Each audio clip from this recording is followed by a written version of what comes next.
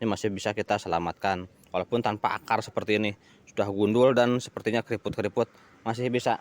Aloe vera segini aja cukup, spray seperti ini aja cukup. Ini usia 3 minggu pasca treatment. Nah, ini tunas barunya sudah mulai keluar juga akar baru. Sudah tumbuh satu helai akar baru. Dan caranya sangat mudah, tinggal ditekan aja tombol like and tombol subscribe-nya. Kita lanjut ke tutorialnya ya. Dari anggrek yang keriput seperti ini bisa menghasilkan tunas yang baru dan nantinya bisa berkembang lebih bagus tentunya. Assalamualaikum warahmatullahi wabarakatuh. Selamat berjumpa kembali di Kebun Tetangga Channel. Kali ini kita akan menangani anggrek yang hampir mati, hampir sekarat seperti ini. Tampaknya sudah tidak mungkin tumbuh bagus, tapi ini masih bisa ya. Kita cek dulu bulbnya, kalau misalkan masih hijau itu masih bisa kita selamatkan, dan juga masih keras di bulbnya, ini masih bisa kita selamatkan. Walaupun tanpa akar seperti ini, sudah gundul dan sepertinya keriput-keriput, masih bisa. Caranya kita siapkan dulu media tanam, media untuk penanamannya. Saya memakai moss dan kulit kayu dicampur, di mix biar gak terlalu becek. Kenapa pakai kulit kayu? Biar gak terlalu becek tujuannya. Kalau pakai moss dia bisa menjaga kelembaban. Kalau misalkan full moss ini harus ekstra perawatannya, karena jangan terkena air hujan secara langsung. Ini terlalu becek kalau misalkan terlalu kena hujan. Jadi sebaiknya, atau yang saya coba ini lebih aman seperti ini, dicampur aja moss dengan kulit kayu. Alternatif lainnya bisa dengan koko chip atau sabut kelapa. Kita siapkan dulu tanam tempatnya dan media tanamnya seperti ini. Siapkan juga tiang penyangga, karena harus disangga dulu agar posisinya diam, tidak bergerak. Tempatkan seperti ini, bagian tengah kasih moss aja biar lebih lembab. Dan ini harus benar-benar lembab ya, harus dijaga kelembabannya kalau pada posisi atau pada fase seperti ini, agar cepat tumbuh tunas dan perakaran baru nantinya. Lalu kita tanam seperti ini, jangan terlalu dikubur atau jangan dipendam, karena anggrek tidak suka kalau terlalu dipendam. Dia sukanya kondisi lembab tapi ada aerasi udara atau ada sirkulasi udara. Diikat ke tiang penyangga, tidak harus pakai jepitan ya, pakai tali juga gak apa-apa. Yang penting posisinya dia diam, dia jangan banyak bergerak agar akar barunya tidak putus nantinya. Usahakan seperti ini, dia posisinya diam. Untuk mempercepat pertumbuhan tunas dan akar, saya juga udah bikin larutannya dari bawang merah dan kecambah di itu ya, di fermentasi. Tinggal disemprotkan aja ke sini. Yang ini kan kering bekas lukanya. Kalau misalkan bekas luka basah, ini mau gak mau harus pakai fungisida agar tidak terjadi busuk. Kalau misalkan kering seperti ini, tidak pakai fungisida pun tidak apa-apa, tapi sebaiknya kalau ada fungisida diberikan fungisida. Ini hormon organik yang biasa saya pakai. Ini bahannya dari bawang merah dan kecambah atau toge, kecambah kacang hijau ya.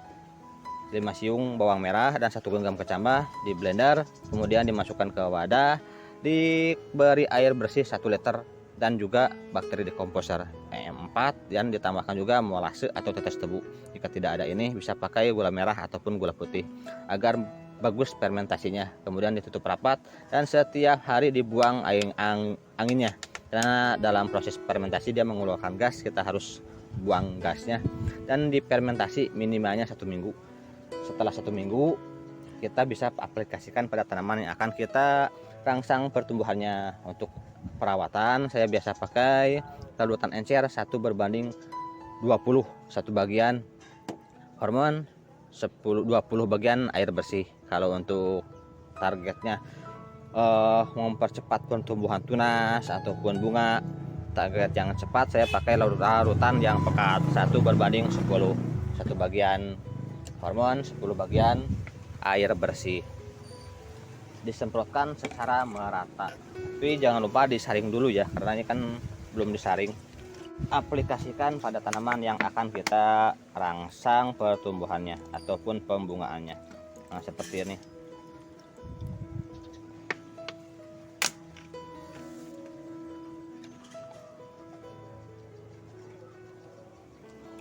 Kita masukkan aja ke sini, tinggal disemprotkan pada pagi atau sore hari. Nah, di-spray seperti ini aja cukup.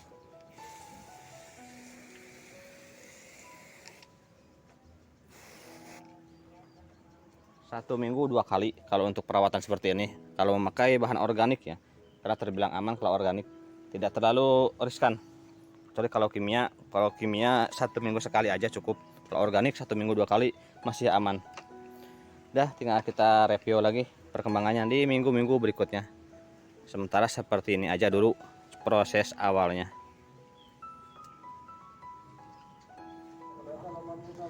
Ini 3 minggu kemudian kita lihat perkembangannya. Udah mulai tumbuh tunas. Kita cek dulu ya.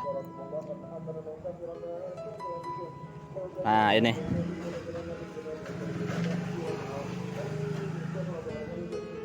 Udah ada ya. Nah, udah tumbuh tunas dan akar baru 1 akar. Aduh, kurang fokus. Nah, ini. Udah tumbuh akar ya. Kalau sudah seperti ini bisa kita berikan pupuk, tapi dengan konsentrasi yang rendah ya, bisa 1/4 atau 1/6 dari dosis yang normal. Jangan terlalu tinggi karena posisinya seperti ini. Lebih amannya tunggu sebentar lagi sampai akar ini agak tua, agak panjang, dan daun pun agak tua. Itu bisa kita berikan pupuk kimia. Kalau mau diberikan sekarang pun bisa, cuman konsentrasi yang rendah, jangan terlalu tinggi. Karena pada fase seperti ini dia kurang kuat dengan pupuk kimia yang terlalu tinggi dosisnya. Jadi disarankan memakai pupuk kimia di bawah dosis normal, bisa 1/4 dari dosis normal atau 1/6 dari dosis normal. Kalau mau lebih amannya bisa pakai pupuk organik, dan pada fase seperti ini kita bisa berikan ekstrak lidah buaya dan pupuk yang sebelumnya, dan hormon yang sebelumnya kita tambahkan ekstrak lidah buaya. Jika teman-teman penanaman seperti ini jangan terlalu sering dibuka seperti ini ya, biarkan aja di tempatnya seperti ini ditempel, karena akar baru yang seperti ini rawan patah. Nah, ini akar barunya masih muda banget, sangat renyah, ini rawan patah. Sebaiknya disimpan aja, nanti juga dia berakar dengan bagus. Ini kenapa saya cabut seperti ini, biar lebih mudah reviewnya. Nanti kita racik dulu lidah buayanya pakai aloe vera. Lidah buayanya atau tanaman ini aloe vera segini aja cukup, gak usah terlalu banyak. Ini sekitar 300 ml airnya, air bersih. Kita remas dalam air ini, nanti airnya disemprotkan. Kalau ada blender, mau di blender bisa, kalaupun tidak ada diremas seperti ini aja cukup. Yang penting disaring ya, agar tidak mampet di semprotannya. Nah, ini mengandung banyak itu hormon auksin, bagus untuk pertumbuhan akar. Tapi pemupukan juga penting. Nanti setelah akar agak kuat bisa kita tambahkan pupuk kimia ataupun bisa juga pupuk organik dan kadar nitrogen yang lebih tinggi tentunya, pupuk untuk pertumbuhan. Jika seperti ini bisa dicampur dengan pupuk organik ataupun hormon yang lainnya, tapi sebaiknya jangan dicampur dengan pupuk kimia. Jadi dipisah ya, kalau organik ya organik, kimia dengan kimia, jangan digabungkan. Kalau diaplikasikan kombinasi boleh, misalkan minggu ini pupuk kimia, minggu berikutnya pupuk organik, itu tidak masalah. Yang penting jangan digabung ketika aplikasinya. Segini aja cukup. Kita masukkan ke sprayer dan semprotkan ke semua bagian tanaman, terutama bagian tunas yang baru ya, dalam mempercepat pertumbuhan akar dan pertumbuhan tunas baru. Biasanya 1 minggu kemudian akar mulai tumbuh bagus dan bisa kita berikan pupuk di minggu-minggu berikutnya. Tinggal kita semprotkan aja ke sini ya, ke semua bagian tanaman. Usahakan jangan terlalu kencang tekanan sprayernya, karena tunas baru ini dan perakaran baru ini cukup lemah, agar menjaga tidak rusak. Nah, seperti ini aja cukup, sudah cukup. Nanti di minggu-minggu berikutnya biasanya perkembangannya bagus, dan ketika akar sudah cukup tua, sudah cukup kuat, kita bisa berikan pupuk kimia maupun pupuk organik, tidak masalah. Nah, seperti ini aja. Sekian aja dulu sementara dari saya, mudah-mudahan bermanfaat. Jangan lupa dukungannya dengan cara like, comment, and subscribe. Wassalamualaikum warahmatullahi wabarakatuh. Mohon maaf pencahayaannya kurang bagus ini soalnya udah gelap. Kita review biasa saya bikin video sore hari pulang kerja, jadi pencahayaannya begini kurang bagus, kecuali di hari libur ya. Hari libur bisa bikin video di siang hari.